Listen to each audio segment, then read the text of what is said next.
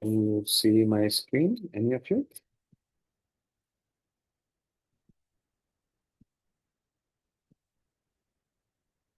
Can you confirm if you can able to see my screen? Yes, Prabhu.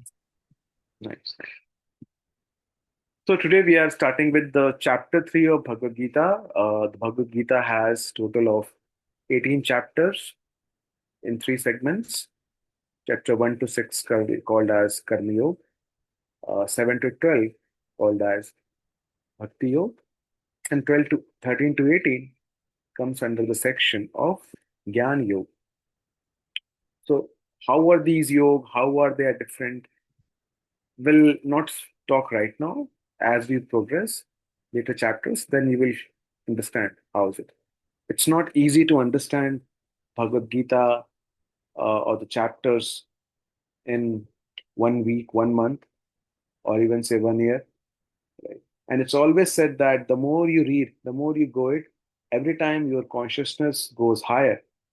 And then if you read it second time, you will get a higher meaning that what you have read in the first time. It's always good to read and listen about Bhagavad Gita over and over and over to have a higher level of consciousness and understanding. So, not expecting all of you to understand everything. That's why these chapters, which is one chapter an hour on Sunday, is giving you some summary, some brief. After this, we'll have level 3, where we will go shloka by shloka, and then you will have a deeper understanding there. Okay. So let's start.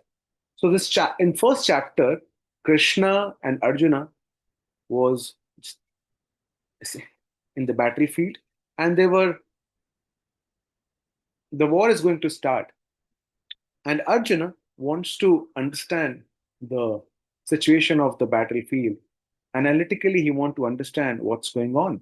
So he asked Krishna to move his chariot between the two armies, and then after a while, Arjuna felt that this is not the war he can win, or he has to, no way, fight the battle. Why? Because always, whenever he fought a war, they were never their relatives.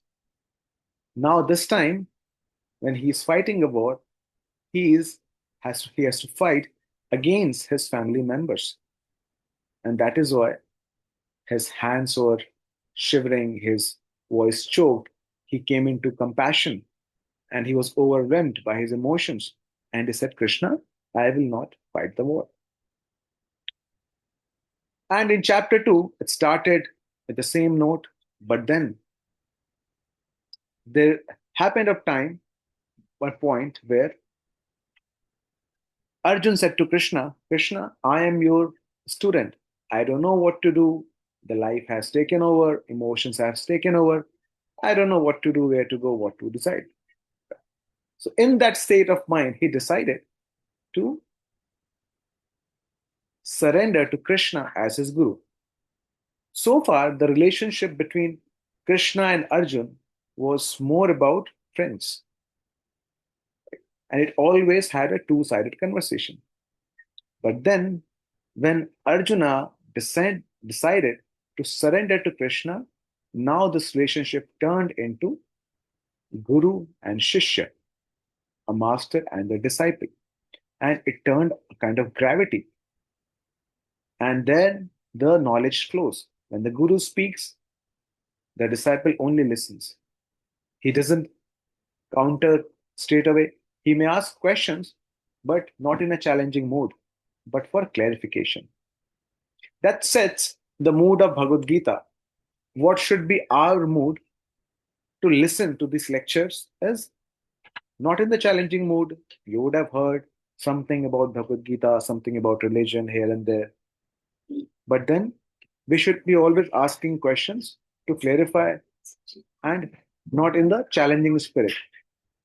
Otherwise, otherwise, will not have the proper understanding. The knowledge may bounce back. Then, in chapter 2, when we move forwards, Krishna spoke about the identity. What is your identity? For example, if somebody says that I am a mother, so she is identifying herself being a mother, and with that comes a set of duties. A mother has to take care of the family, cook food for the kids, make them ready for the school. Maybe some of you are working, you go in office and work. Similarly, so that is a set of duties that comes with the identification. If I identify myself as a soldier, so with that, some set of duties come. I need to be fit, I need to be in discipline, I need to learn how to use the arms, I need to learn how to fight, and so on, so on. So, whatever we identify in our life, that comes with a duty, and then we do the same duty. Similarly, Krishna explained in chapter 2 to Arjun that you are identifying yourself with the body, but you are not the body, you are the soul, and the soul never dies. So, there should be no reason for you to feel bad about winning this war. After all, it is a religious war, and as a Kshatri, it is your duty to fight the religious battle. And then Krishna went into the nature of a nature of this world, nature of a person who can be a yogi. And then going on in chapter 3,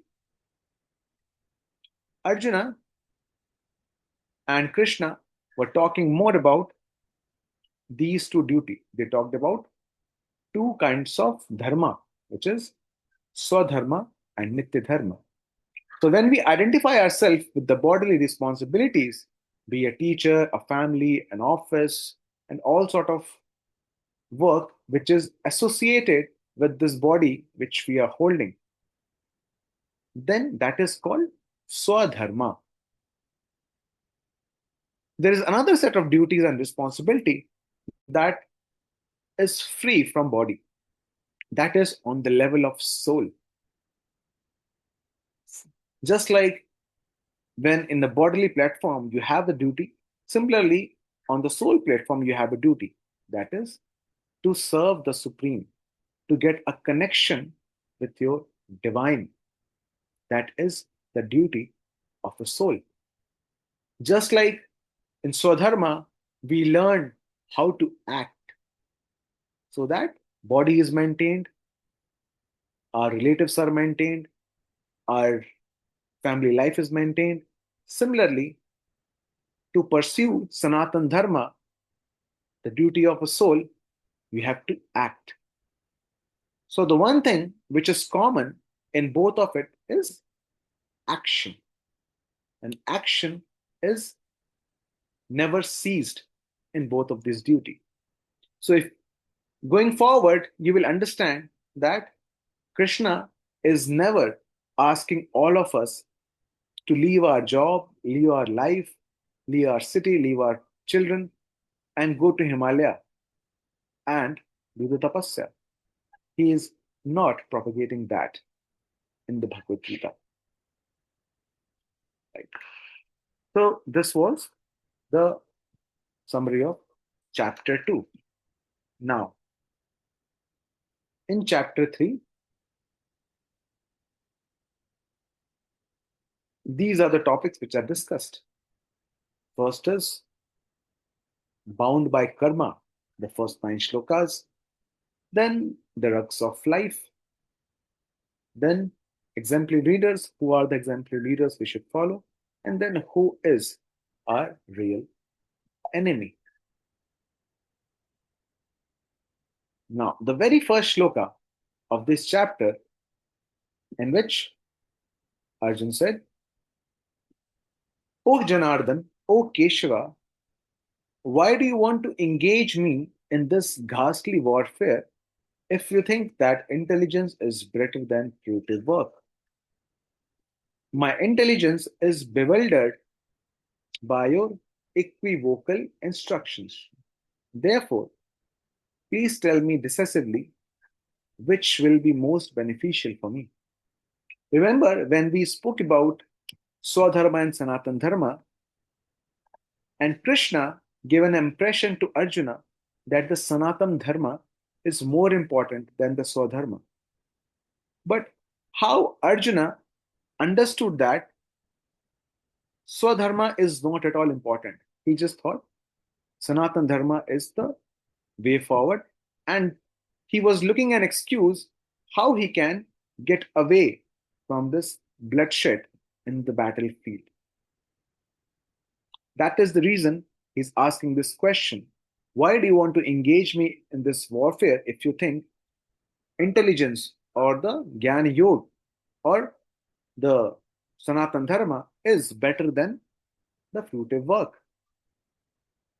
Suppose if I ask you to fill the water and then simultaneously I ask you, don't fill the water. Your natural question would be to me is, what should I do? Right? Because two instructions which are equivocal. And for certain, I should know what should be done. So that is what Arjuna was asking to Krishna. And to that, what did Krishna replied? In 3.9, Krishna said, Yagnathat karmano netra yokolam karma bandhanaha tad artham karma kaunteya mukta sangha samachara. Work done as the sacrifice for Vishnu has to be performed. Otherwise, work causes bondage in this material world. Therefore, O son of Kunti, perform your prescribed duties for his satisfaction, and in that way, you will always remain free from the bondage. Krishna is saying, Arjun, you have to do the act, you have to do the action in both of these duties, but then the objective should be that these actions are given as a sacrifice to the Supreme Lord. Otherwise, this will bind you. Right? Now, how we can understand this? So, look at it in this way.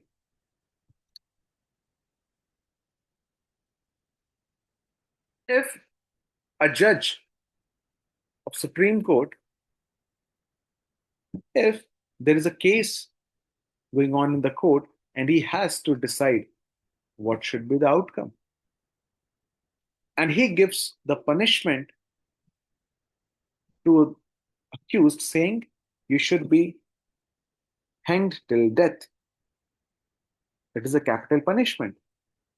Now, the jailer would take that accused and hang him, and the person died. So, who is responsible for the death? Is the judge responsible for the death? Right? Or not? Can anybody would like to answer? Who is responsible for the death?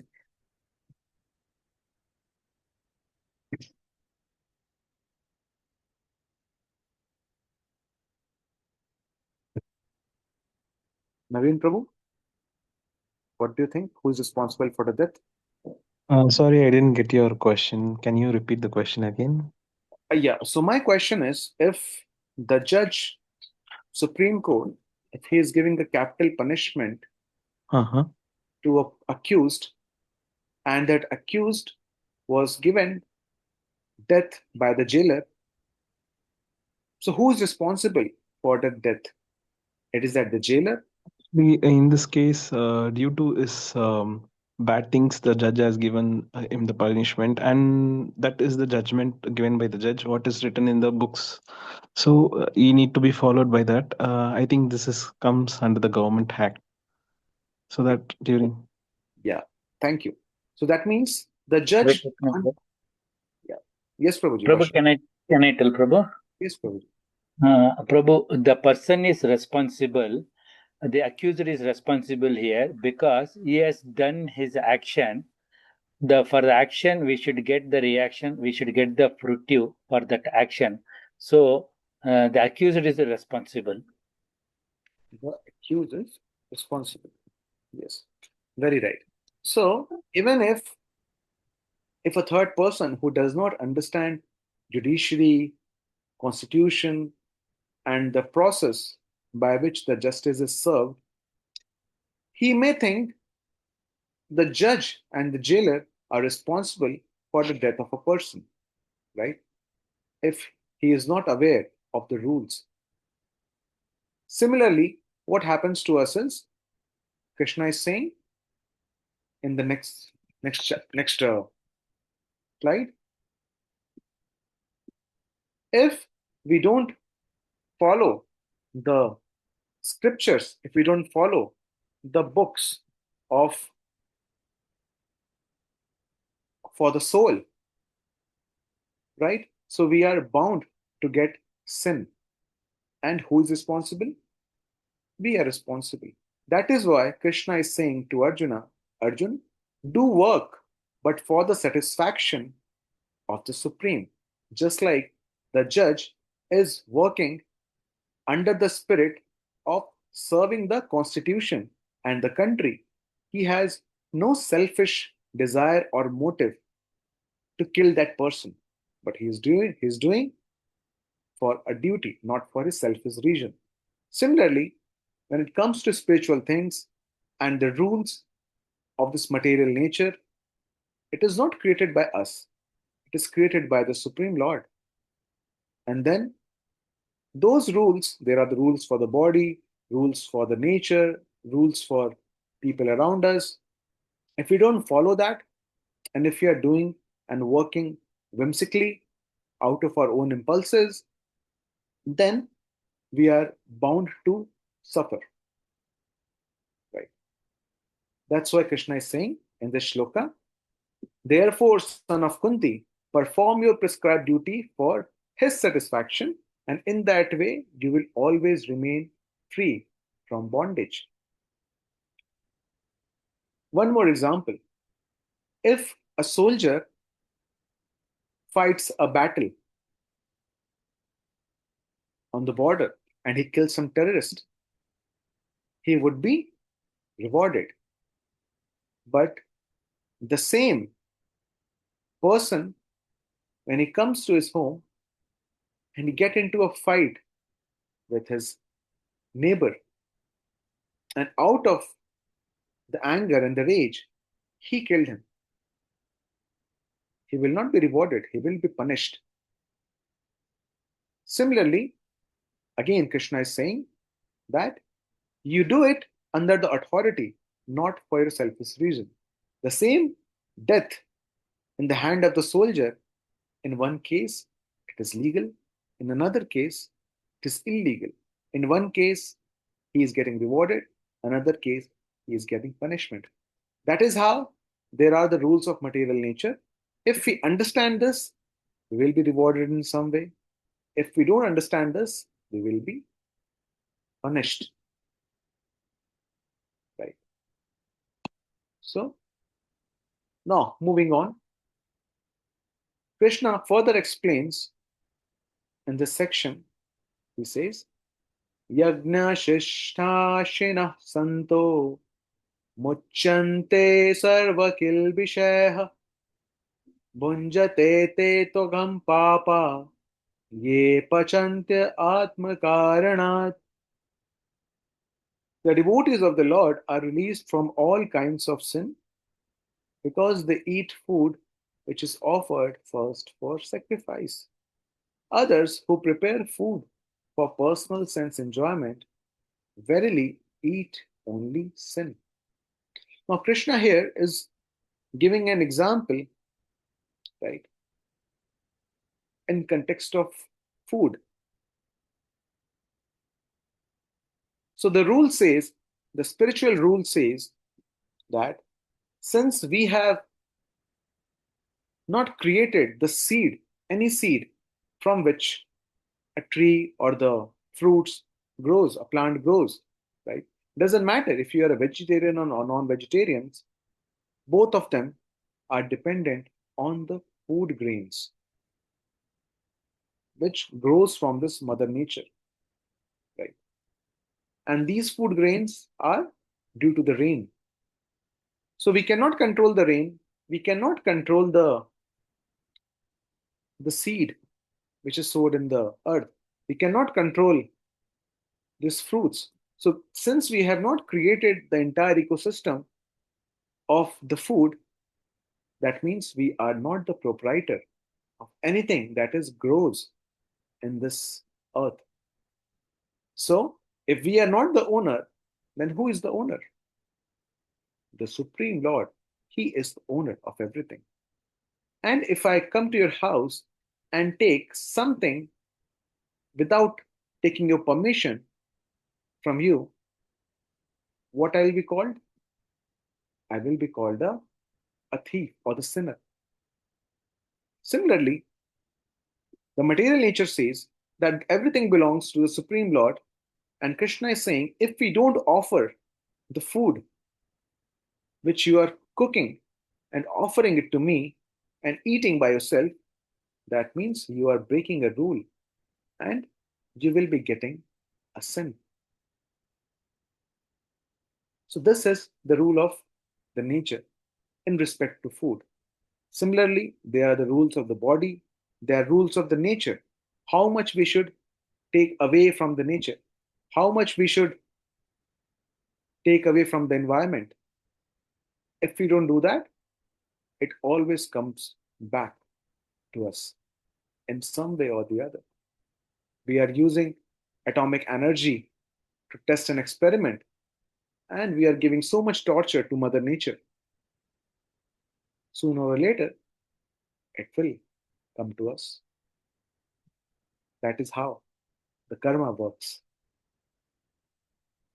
Then, moving forward, Krishna summarized this rungs of life saying, Evam pravartitam chakram nanuvartyatitayaha aghayur indriya ramo mogham partha sajivati. Krishna summarized, my dear Arjun, one who does not follow in human life the cycles of sacrifice thus established by the Vedas certainly leads a life full of sin. Living only for the satisfaction of the senses, such person lives in vain. So just like we have a rule book called Constitution, which governs this country, and we have to follow in order to be called a law abiding citizen so that we can't be punished.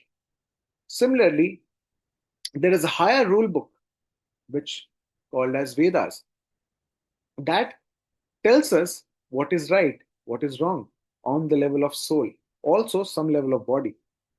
And if we are not doing that, that means we are living a life in vain. Now, you may ask us, so that means if I am not following the scriptures given to us, right, what is the problem? What is the problem? And the answer for that is, I'll give an example. If you go to a country wherein there are some rules, and if you are not aware of those rules, and by accident you were called and accused for breaking those rules, so can you say to that country, can you say to the protector of those country that please leave me, it is not my fault, I didn't know the rules? Can we say that? Suresh Prabhu, Vinod Prabhu, can we say that?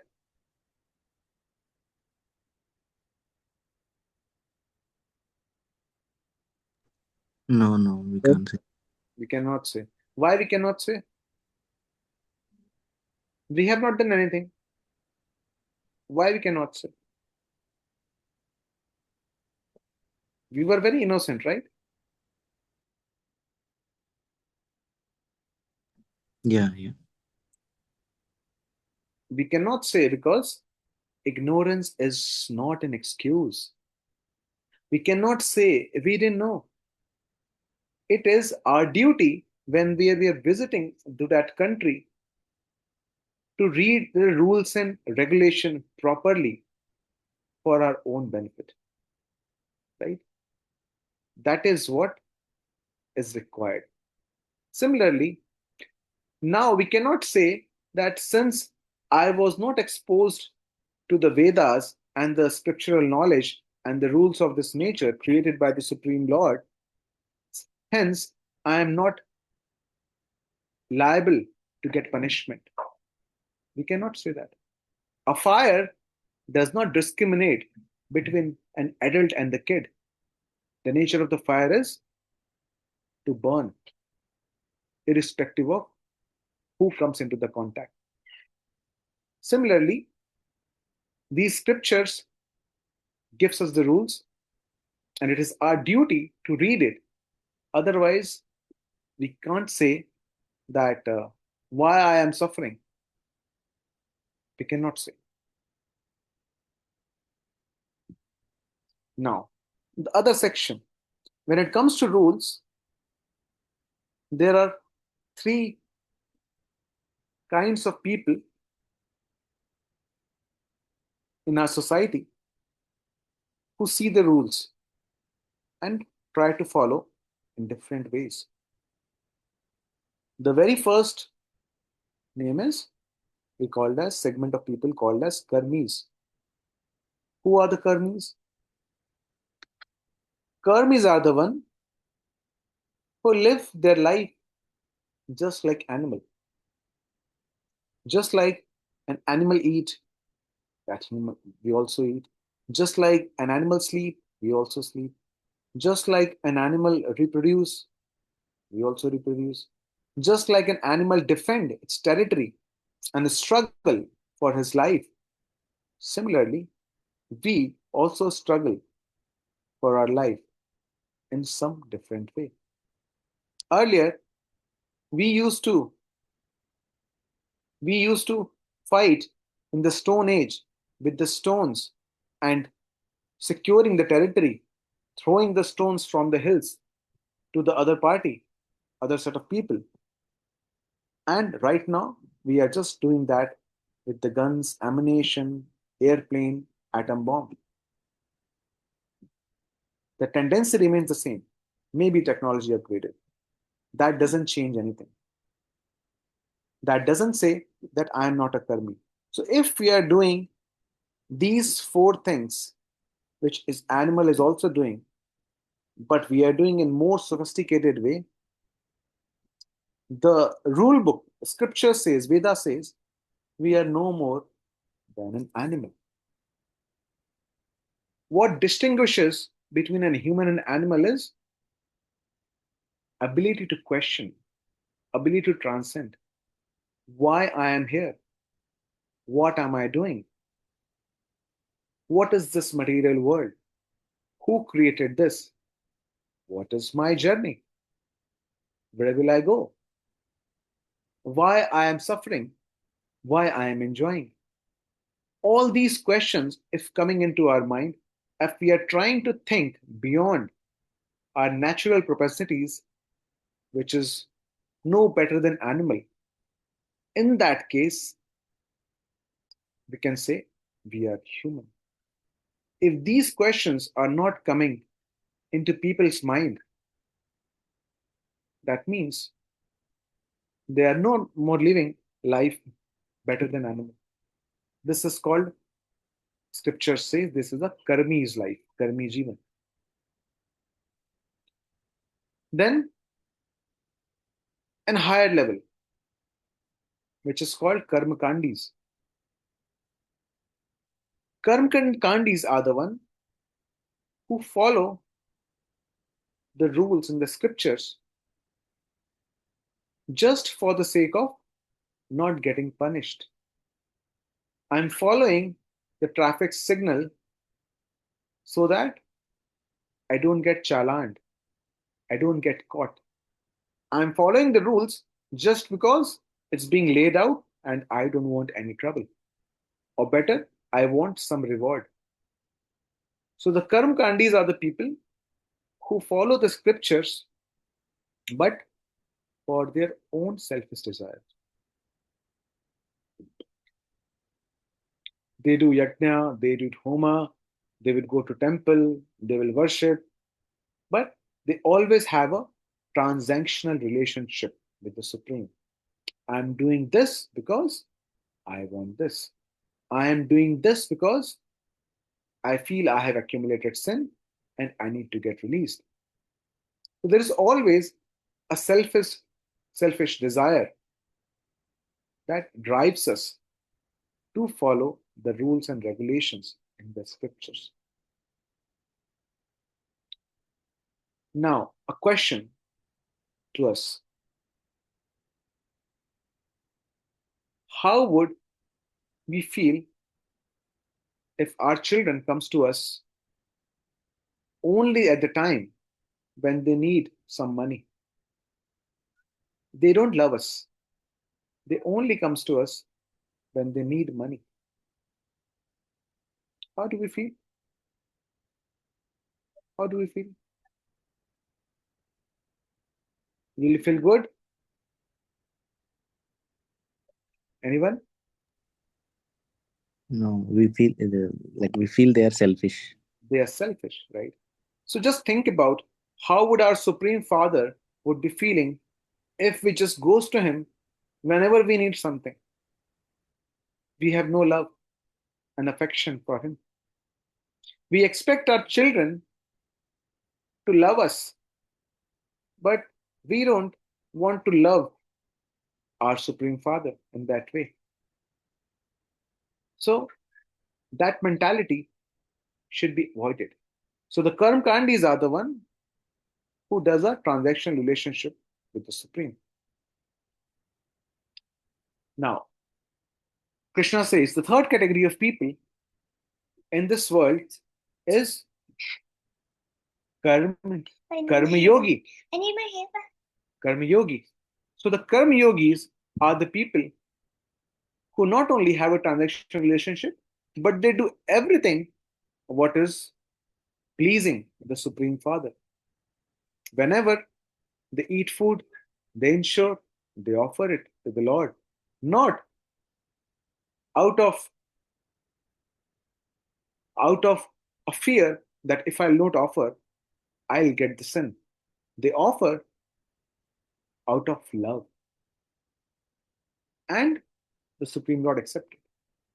They don't read the scriptural books again, not to get the sin, but for the satisfaction of the Supreme. Right? They do everything which is satisfy our Supreme Father as the love and affection. Right. So now to do that efficiently, and that is called karma yogis. To become a karma yogi, we need to see some examples, right? Because who will teach us? Who will teach us to how to perfectly be a karma yogi? Just like for to become a greater karmi, we may follow some politician, some Bollywood actors, maybe some cricketers who are involved only in this propensity, right? Similarly, to become a karma yogi, we should also have a role model, and that is what Krishna says in the shloka.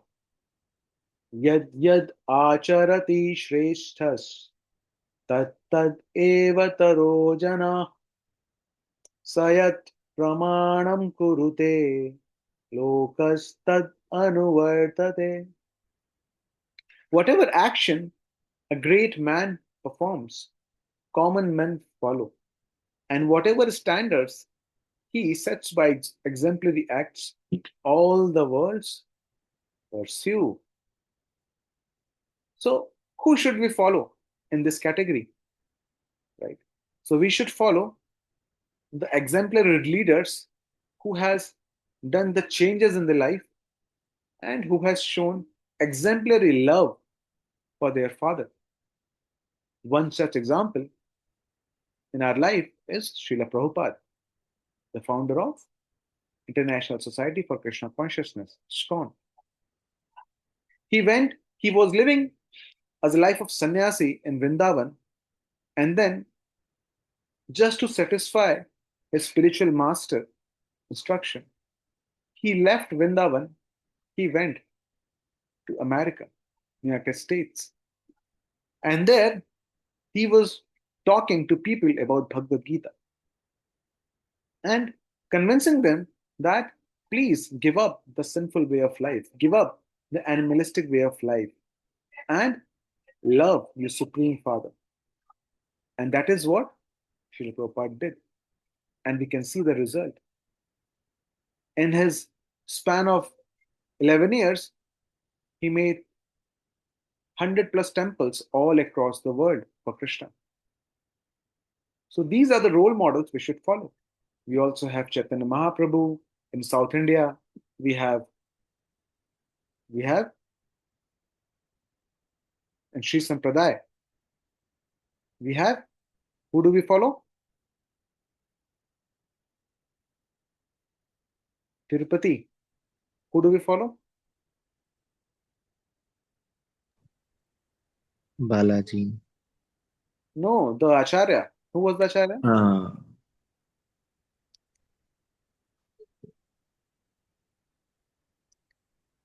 Chinnajiyar Swami, Tridandi Chinnajiyar. Ramanujacharya. No. Sri Sampradaya. Who is the founder of Sri Sampradaya? Sri Ramanujacharya. Ramanujacharya. Okay. Sri Ramanujacharya. In Udupi Mutt, we have Sri Madhvacharya, then Sri Vishnu Swami, Nimbarkacharya, Chaitanya Mahaprabhu.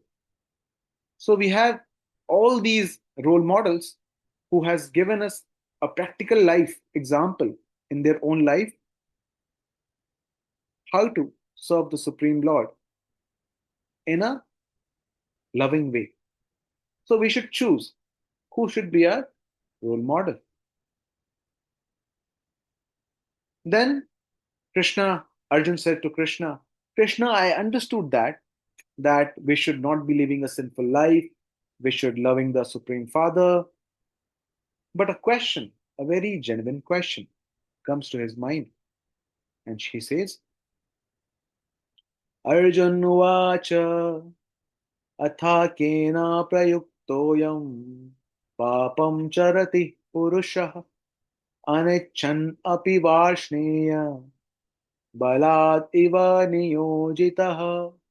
Arjuna said, O Krishna, O Vrishni, how is that even knowing that this is a sinful act, we are bound to do that sinful activity as if somebody is forcing you? How many of times it happens, we know in our very heart of the core of the heart, that this is wrong. But then we ignore that and do the sinful activity. Happens with all of us in some point of the time. Happened with me. I'm sure it would happen with all of you. So the Arjuna is asking, which is that force which makes person to do the sinful activity and not follow the rules and regulation? And Supreme Personality of Godhead said, Shri Bhagavan Uvacha Kama Esha Krodha Esha Rajo Guna Samudbhavaha Mahashano Mahapapma Vidya Enam Iha Varinam. Krishna said, it is lust only, Arjun, which is born of contact with the material nature of passion. and later transformed into rat, and which is all devouring sinful enemy of the world. So Krishna is saying it is the lust. Lust is nothing but our material desire, which becomes so agitated that we become mad over it, obsessed over it to fulfill that. And we don't see nothing left and right in front of that. Krishna is saying that lust, Arjuna, is the reason for all these things. And Krishna says in later verses, try to control, try to regulate your material desires in a way so that you live a balanced life. If we don't regulate our material desires, what will happen? An example. If I like to eat sweet, that is okay. But then, if I eat sweets in greater quantity every day, what will happen? We'll get a disease, we'll get sugar. And with sugar comes whole lot of things in our body, obesity and sugar. So, if we control the quantity and the frequency of sugar intake, we'll live a good, peaceful life. So, this is a way of telling by the nature that how should we live in balance. Similarly, if we don't live the balanced life, if we are slogging 12 hours, 14 hours in office, we are paying a cost. We are paying the cost of our family. We are paying the cost of our health, right? So there is always a cost when we lose the balance in our life. That is what Krishna is saying. Very first shloka, Arjun. Nitya Dharma, Swadharma and Sanatan Dharma are both important. One should not be given up for the pursuit of other. They both should go hand in hand. And once who tries to regulate that, he can live a very peaceful life. And here Krishna says, Tasmat tom indriyanadau niyam bharata sharbha papamanam prajahihinam jnana vijnana nashanam. Therefore, Arjun, best of Bharat, in the very beginning, curb this great symbol of sin by regulating the senses and slay this destroyer of knowledge and self-realization. So this desire makes us blind and we forget what is right, what is wrong. Now we understood that this is lust, material desires, unregulated material desires are our enemy. But the next question is how to find and defeat this enemy. And there are three places in which these lust stays. They stays in senses, mind, and intellect. Our senses takes away, just like the tongue takes away us to eat more sugar, even though we are diabetic. An example. Our mind takes away us. And how we can say we are a victim of our mind? Hypothetically, think one day you thought, today I will do the meditation. I will do the meditation. And then, just a second.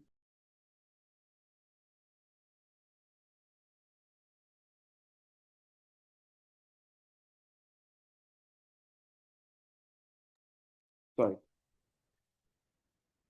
Now, one day you are thinking, I will do meditation. I'll focus on our mind. I'll control this mind. But then you saw a girl passing by Then you thought, you got distracted. Then you closed your eyes. You said, no, I'll not open my eyes. I'll not see her. Very next day, when you're closing your eyes, you heard the voice of some girl. Now your ears are distracted. As soon as the voice goes into your ears, your mind got again distracted. And you thought, now I'll not get distracted. You close your ears with some earpods. Very next day, you are sitting, closing your eyes, closing your ears.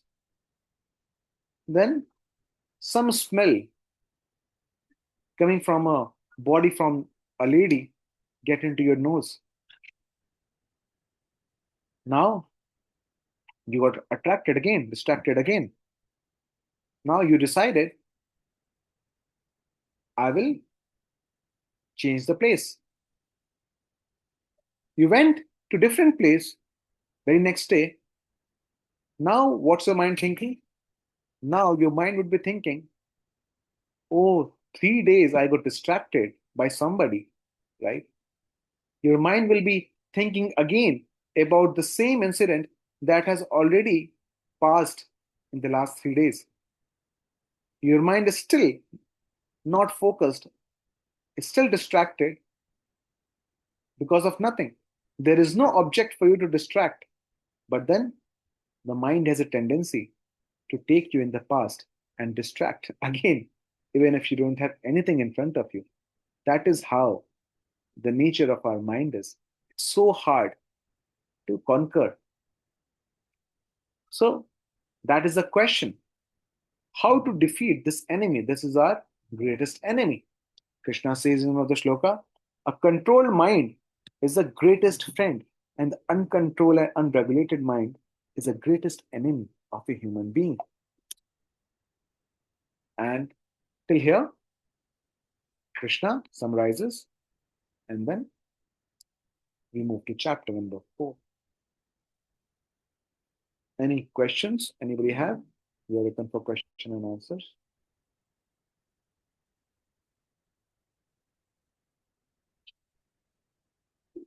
All good? Bhasham Prabhu, Vinod Prabhu?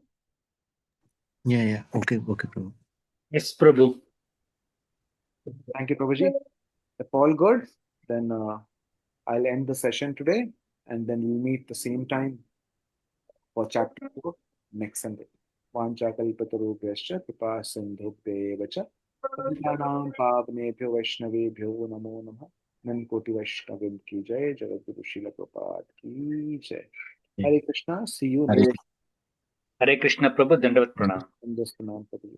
Hare Krishna, Prabhu. Hare Krishna.